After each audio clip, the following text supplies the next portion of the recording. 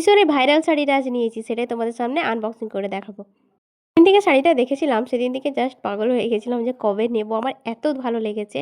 তো আজকে finally order করেছিলাম, শাড়িটা চলেও এসেছে। আর দেখে তো আমার মনে হচ্ছে এখনই পরে নিই, এতটা ভালো লাগছে, একদম আনকমন একটা কালার।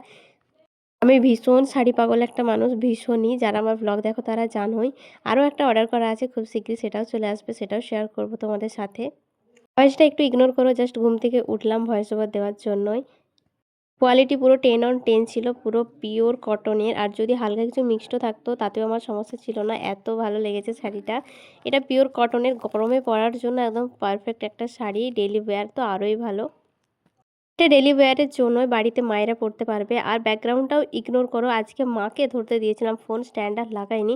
মা দেখো কি অবস্থাটা করেছে শুধু।